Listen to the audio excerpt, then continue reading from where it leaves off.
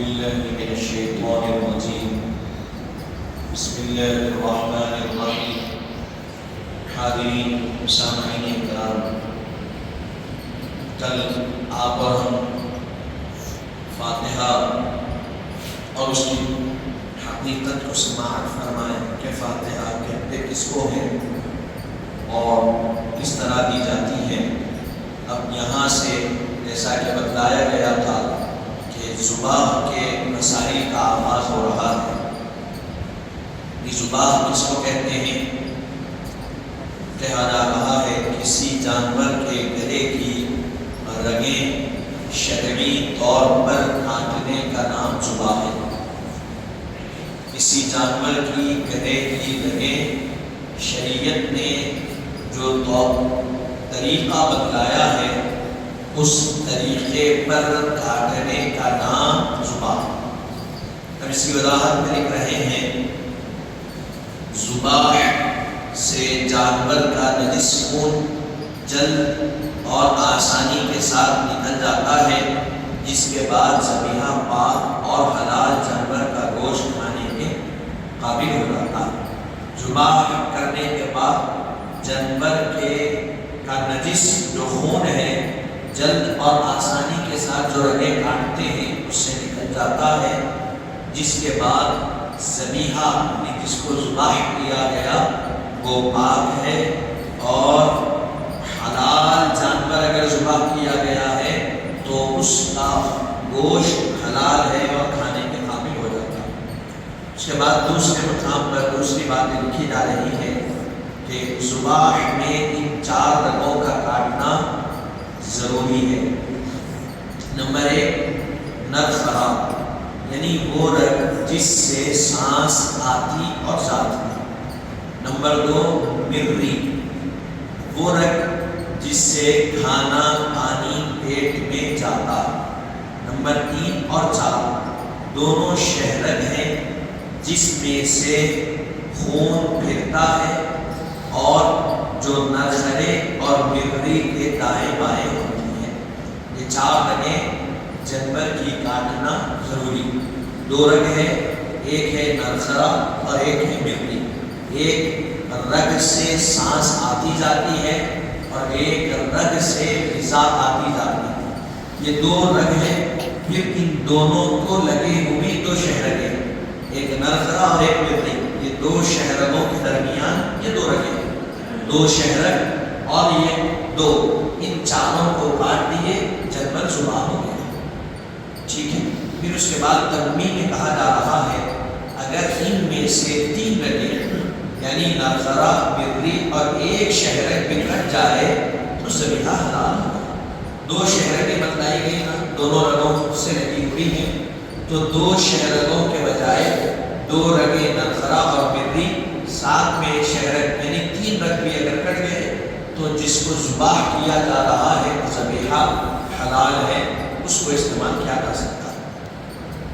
تیسرے مقام پر کہا جا رہا ہے ذبح کے شرائط. ذبح جو کرتے ہیں اس کی شرائط کا پہلے نمبر 1 پر اس میں کہا جا رہا ہے ذابح یعنی جو کاٹنے والا ہے ذبح کرنے والا ہے اس کا مسلمان یا اہل کتاب ہونا یہ شرط ہے.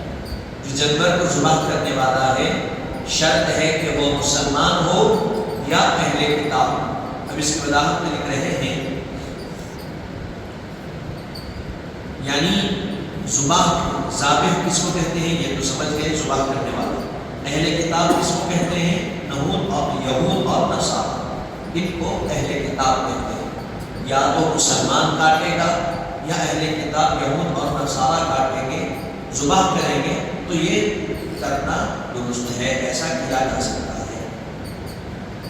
اگر اس کے علاوہ کوئی اور کاٹے یعنی کافر کاٹے مشرک کاٹے یا کوئی اور کاٹے تو پھر اس کا ذبیحہ حلال نہیں ہوگا. پھر اس کے بعد دوسرے مقام پر ذبح کے شرائط میں کہا جا رہا ہے ذابح کا عاقل ہونا. جو کاٹنے والا ذبح کرنے والا ہے وہ شخص کیا ہونا چاہیے؟ عاقل ہونا چاہیے، عقل مند ہونا چاہیے. پھر اس کے بعد ذابح کا باہوش ہونا. ذابح کیا ہے؟ ہوش میں رہنا کاٹتے وقت، بے ہوش یا پھر اپنے خیالوں میں نہیں ہے، ایسا نہیں۔ پھر اس کے بعد ذبح کے وقت اللہ کا نام لینا، مثلا بسم اللہ اللہ اکبر کہنا۔ یہ چوتھا کیا کہا گیا؟ اس کو جب جانور کے گلے پر چھری پھرائی جاتی، جب اس کے رگوں کو کاٹا جاتا، تب بسم اللہ اللہ اکبر کا کہنا۔ پھر اس کے بعد 5ویں مقام پر کہا جا رہا ہے اللہ کے نام کے ساتھ کسی اور کا نام نہ لینا۔ ذبح کرتے وقت کس کا نام لیں گے؟ بسم اللہ اللہ اکبر، خاص اللہ کا نام لیں گے ذبح کریں، اس کے ساتھ کسی اور کا نام جوڑیں گے تو وہ ذبح حلال نہیں رہے گا۔ پھر اس کے بعد 6ویں مقام پر کہہ رہے ہیں بسم اللہ و اللہ اکبر کہنا، مع کہنے کے بسم اللہ اللہ اکبر کہنے کے معادن ذبح کرنا، یعنی بسم اللہ اللہ اکبر کہہ کے معاذن ذبح کرنا۔ پھر اس کی وضاحت میں لکھ رہے ہیں ذبح کے وقت جانور میں کچھ نہ کچھ یقینی حیات کا رہنا، تب بھی اگر ان شرائط میں سے کوئی شرط پوری نہ ہو یا خلاف ہو جائے تو پھر ذبیحہ حلال نہیں، مردار ہو جائے گا۔ اللہ بسم اللہ اللہ اکبر کہتے ہوئے ذبح کرنا۔ پھر اس کے بعد جس وقت جانور کو ذبح کیا جا رہا ہے اس وقت جانور میں کچھ نہ کچھ تھوڑی سی جان باقی رہنا۔ اگر جانور میں جان باقی نہیں ہے، آپ بسم اللہ اللہ اکبر پڑھ کے ذبح کر رہے ہیں تو وہ مردار ہے، اس کو مردار ہی سمجھا جائے۔ اور اگر آپ یہ جو شرائط بتائے گئے 6 شرائط، ان شرائط میں سے کوئی ایک شرط بھی اگر چھوٹ گئی اور جانور ذبح کیا گیا تو وہ جانور ذبح نہیں ہوگا، بلکہ وہ مردار کہلوایا جائے گا، کہا جائے گا، اور اس کو استعمال نہیں کیا جائے گا اگر یہ شرائط اس میں مکمل نہ ہوتے ہوں۔ پھر اس کے بعد 4تھے نمبر پر کہا جا رہا ہے ذابح یعنی کاٹنے والے کا مرد یا بالغ ہونا شرط نہیں، بلکہ عورت اور نابالغ، بے ختنہ، گونگے، غسل کی حاجت والے، ان سب کے ہاتھ کا ذبیحہ درست ہے، بشرط ہے کہ یہ سب کے سب مسلمان ہو، عاقل ہو، باہوش ہو اور بسم اللہ اللہ اکبر کہہ کر ذبح کیے۔ یہ شرط نہیں ہے کہ مرد ہی کاٹنا، یہ شرط نہیں ہے کہ بالغ ہی آدمی کاٹنا، عورت بھی ذبح کر سکتی ہے، مسلمان ہونا شرط کیا ہے؟ مسلمان ہونا، عاقل ہونا، باہوش ہونا۔ مسلمان ہونا شرط ہے، عقل مند ہونا اور ہوش میں رہنا، یہ 3 شرائط ہے۔ یہ 3 شرائط پائے گئے، اب اس کے بعد کسی بھی چیز کی کمی ہے تو کوئی ایسا مسئلہ نہیں ہے کہ ذبح نہیں ہونے والا نہیں، کسی بھی چیز کی کمی ہے، یہ 3 شرائط ہے تو وہ ذبح کر سکتا ہے، اس کا ذبیحہ حلال ہے۔ گونگا ہے، ختنہ نہیں ہوگی یہاں تک کہا جا رہا، نابالغ ہے، یا پھر غسل کی حاجت ہے، اس کو غسل کی حاجت والا شخص بھی اگر کاٹ رہا ہے تو اس کا ذبیحہ حلال ہے۔ پھر اس کے بعد بشرط ہے کہ عاقل ہونا، بالغ ہونا، عاقل ہونا، مسلمان ہونا، باہوش ہونا اور بسم اللہ اللہ اکبر کہنا، اللہ کا نام لے کر ذبح کرنا، یہ شرط ہے۔ پھر 5ویں مقام پر کہا جا رہا ہے ذبح کی سنتیں، یہ تو ذبح کی شرائط ہو گئی ذبیحہ کی۔ پھر اس کے بعد ذبح کرنے کی سنتیں بھی بتائی جائیں، وہ سنتیں کیا ہیں؟ تو نمبر 1 پر کہا جا رہا ہے ذبح کرنے سے پہلے چھری کو اچھی طرح تیز کر لینا، یہ سنت ہے، مسنون ہے۔ جو چھری سے ذبح کیا جا رہا ہے اس چھری کو تیز کر لینا مسنون۔ پھر اس کے بعد دوسرے مقام پر کہا جا رہا ہے ذبح سے پہلے جانور کو پانی پلانا۔ جب ذبح کیا جاتا ہے اس سے پہلے جانور کو کیا کرنا چاہیے؟ پانی پلانا چاہیے، یہ بھی حضور پاک سنت مبارکہ۔ پھر اس کے بعد تیسرے مقام پر کہا جا رہا ہے ذبح کے وقت جانور کا سر جنوب اور منہ قبلے کی طرف ہونا چاہیے، مشرق مغرب شمال جنوب جو کہا جاتا ہے، تو جنوب کی طرف قبلے جانور کا سر اور اس کا چہرہ، اس کا منہ قبلے کی طرف ہونا چاہیے۔ پھر اس کے بعد یہ ساری چیزیں کیا ہے؟ سنت ہے۔ چوتھے مقام پر کہا جا رہا ہے ذابح کا باطہارت ہونا، ذبح جو کرنے والا ہے اس کا باطہارت ہونا، یہ بھی سنت ہے۔ پانچویں مقام پر ذابح کا قبلے کی طرف رخ کرنا، قبلے کی طرف ذبح کرنے والا رخ کرنا چاہیے۔ پھر اس کے بعد دائیں ہاتھ سے ذبح کرنا، یعنی سیدھے ہاتھ سے ذبح کرنا چاہیے۔ پھر اس کے بعد ساتویں مقام پر ذبح کرنے، یعنی گلے پر چھری پھیرنے میں تیزی اور جلدی کرنا۔ ذبح جب کرتے گلے پر چھری پھیرتے تو تیزی سے کرنا، آرام سے اطمینان سے نہیں کرنا چاہیے، تیزی سے چھری پھیرنا۔ پھر اس کے بعد 10 عام مقام پر کہا جا رہا ہے بسم اللہ میں ہی کے زیر کو ظاہر کرنا۔ بسم اللہ ہی جو ہا ہے، اللہ ہی کا ہا ہے، اس کے زیر کو ظاہر کرنا۔ بسم اللہ واللہ اکبر نہیں بولو، بسم اللہ واللہ اکبر کہہ کر ذبح کرنا، ہا کے نیچے کے زیر کو ظاہر کرنا، یہ سنت ہے۔ اگر ایسا ان چیزوں میں سے کسی ایک چیز ترک ہو گئی تو کوئی حرج نہیں ہے، کیونکہ یہ کیا ہے؟ سنت ہے۔ لیکن جو اصل بتائی گئی، جو شرائط بتائی، اس میں سے کوئی اگر ترک ہو گیا تو پھر ذبیحہ حلال ہی نہیں، ٹھیک ہے۔ پھر 90 مقام پر کہا جا رہا ہے جانور کو نرمی سے بائیں پہلو پر لٹانا۔ جانور کو کیا کرنا؟ بائیں پہلو پر، بایاں اس کو بولتے ہیں لیفٹ، اس پر لٹا کے کہیں اس طریقے سے نرمی سے لٹانا، سختی اس کو تیزی نہیں کرنا چاہیے۔ پھر اس کے بعد 10ویں مقام پر کہا جا رہا ہے بڑے جانور کے ہاتھ پاؤں باندھ دینا، البتہ دایاں بایاں کھلا، دایاں پاؤں کھلا رکھیں۔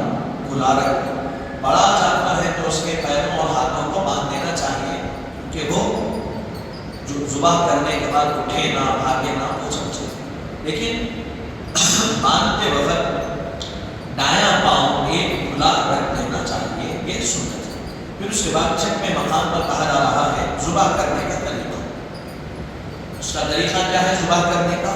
ذبح کرنے کا طریقہ یہ ہے کہ پہلے جانور کو پانی پلا کر بائیں پہلو پر لٹائیں، اس طرح کے سر جنوب اور منہ قبلے کی طرف رہے، یا اسی ترتیب سے ہاتھ میں پکڑے، پھر دائیں ہاتھ میں تیز چھری لے کر بسم اللہ واللہ اکبر کہہ کے قوت اور تیزی کے ساتھ گلے پر تیزی سے چھری چلائیں، اس انداز پر کہ چاروں کی چاروں رگیں کٹ جائے لیکن سر جدا نہ ہو۔ کاٹنا ختم ہوتے ہی جانور کو چھوڑ دیں۔ یہ طریقہ کیا کریں گے؟ جانور کو ذبح کرنے کا پہلے جانور کو پانی پلائیں گے، پھر بائیں پہلو پر لٹا دیں گے، یعنی لٹا نہیں سکتے تو ہاتھوں میں پکڑ لیں گے، یا پھر جس انداز میں آپ کے پاس جگہ ہے جیسا لٹا سکتے ہیں لٹا دیں۔ چلا سنت طریقہ یہ ہے کہ سر جنوب کی طرف ہو اور منہ قبلے کی طرف ہو، یہ سنت طریقہ ہے۔ اسی ترتیب سے لٹا دیں گے، پھر دائیں ہاتھ میں سیدھے ہاتھ میں چھری پکڑیں گے، پکڑ کر بسم اللہ واللہ اکبر کہتے ہوئے تیزی کے ساتھ گلے پر چھری چلائیں گے، اور جو 4 رگیں بتلائی گئی نرخرا، مرری، 2 شہرگیں، یہ چاروں رگوں کو کاٹ دیں گے۔ تیزی کے ساتھ چھری چلاتے ہوئے یہ چاروں رگوں کو کاٹ دیں گے۔ اتنی تیزی کے ساتھ بھی چھری نہیں چلائیں گے کہ سر ہی جسم سے جدا ہو رہا ہے، ایسا بھی نہیں۔ چاروں رگیں کاٹ دیے، کاٹ دینے کے بعد جانور کو چھوڑ دینا، اس کے جسم سے خون نکل جانا، اور جو گرمی جانور میں ہے وہ گرمی جانور کی ختم ہو جانا چاہیے۔ پھر اس کے بعد ذبح کی مکروہات بتائی جا رہی ہے۔ ذبح میں مکروہات یہ ہے کہ جانور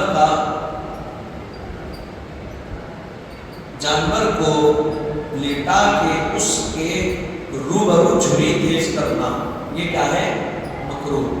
جانور کو لٹا دیے، لٹانے کے بعد اس کے سامنے، اس کی آنکھوں کے سامنے چھری کو تیز کیا جا رہا ہے، ایسا کرنا مکروہ ہے۔ پھر اس کے بعد دوسری چیز بتائی جا رہی ہے، چھری کا کسی قدر کند رہنا کہ ذبح کو زور لگانا پڑے، چھری کا اس قدر کند ہونا کہ ذابح کو، جو ذبح کرنے والا ہے، اس کو زور لگا کر ذبح کرنا پڑے، یہ بھی کیا ہے؟ مکروہ ہے۔ مکروہ یعنی ناپسندیدہ عمل ہے۔ آپ قربانی کس کے لیے دے رہے ہیں؟ اللہ کے لیے دے رہے ہیں۔ اللہ کے لیے قربانی دی جاتی ہے۔ جب اللہ کے لیے قربانی دی جا رہی ہے تو جو اللہ کو ناپسند چیز ہے اس چیز پر عمل کرنا قربانی میں اچھا عمل نہیں ہے، بہتر عمل نہیں ہے۔ پھر تیسری مقام پر کہا جا رہا ہے گردن کی جانب سے ذبح کرنا، حلق کی جانب سے ذبح کرنا صحیح طریقہ کیا کرنے؟ گردن کی جانب سے چھری چلا رہے، پیچھے کی جانب سے، ایسا کرنا مکروہ نہیں۔ ایسا کریں گے تو پورا اثر جسم سے جدا ہو جائے گا، ایسا نہیں کرنا چاہیے۔ پھر چوتھے مقام پر کہا جا رہا ہے ذبح میں اتنا کاٹنا کہ سر علیحدہ ہو جائے، یا حرام مغز یعنی گلے کی ہڈی کے گودے تک چھری پہنچ جائے، سر کو اتنا کاٹے کہ یا تو علیحدہ ہو گیا یا یہ جو گلے کی ہڈی ہوتی ہے اس میں جو گود ہوتا ہے وہاں تک چھری چلی گئی اور وہ باہر آ گیا، ایسا کرنا ذبح کرتے وقت مکروہ ہے، اللہ کو ناپسند۔ پانچویں مقام پر کہا جا رہا ہے ذبیحہ کے ٹھنڈے ہونے سے قبل اس کی کھال اتارنا یا سر جدا کرنا۔ ذبح کر دیے تو کیا کہا گیا؟ چھوڑ دینا مسنون۔ تو کیا کرنا؟ ذبح کرنے کے بعد اس کی کھال فوری اتار دینا، کیونکہ جب گرم رہتی تو آسانی سے کھال اتر جاتی، تو کاٹنے والے جو ذابح ہوتے، جو حساب ہوتے، وہ کیا کرتے؟ آسانی سے نکل جاتی، اس لیے گرمی میں کر دیتے۔ لیکن کہا گیا نہ جانور گرم رہے وقت سر جدا کرنا، نہ اس کے جسم سے کھال اتارنا چاہیے، ایسا کرنا مطلوب۔ پھر اس کے بعد ساتویں مقام پر کہا جاتا، چھٹے مقام پر جانور کا پاؤں کھر جو ہوتا ہے، جو جانور کا پاؤں ہوتا ہے، پکڑ کر گھسیٹتے ہوئے یعنی مقام ذبح تک لانا، ذبح کے مقام تک کیسا لانا؟ اس کے پیروں کو پکڑ کے گھسیٹتے ہوئے لانا، ایسا بھی کرنا مطلوب۔ ساتویں مقام پر کہا جا رہا ہے ایک جانور کو دوسرے جانور کے روبرو ذبح کرنا، یہ بھی مطلوب۔ سوچئے دین اسلام کی کیا شان ہے، ایک جانور کو ذبح کر رہے تو کہا گیا دوسرے جانور کے سامنے ذبح کرنے سے منع کیا گیا۔ پھر اس کے بعد آٹھویں مقام پر رات کے وقت ذبح کرنا، مغرب ہو گئی، غروب آفتاب ہو گیا، سورج ڈوب گیا، اس کے بعد ذبح کرنا مکروہ ہے۔ نویں مقام پر کہا جا رہا ہے قریب میں جننے والی، یعنی کوئی ایسی جانور ہے، گائے بکری، اب ان قریب وہ بچے کو جنم دے گی، 1 مہینے میں دے دے گی، چند دنوں میں دے گی، تو ایسے جانور کو جو حاملہ ہے اس کو ذبح کرنا بھی درست نہیں ہے، مکروہ ہے۔ پھر اس کے بعد 10ویں مقام پر کہا جا رہا ہے مسنونات ذبح کے خلاف کرنا، ذبح کی جو مسنونات جو سنتیں بتلائی گئی ان کی خلاف ورزی کرنا بھی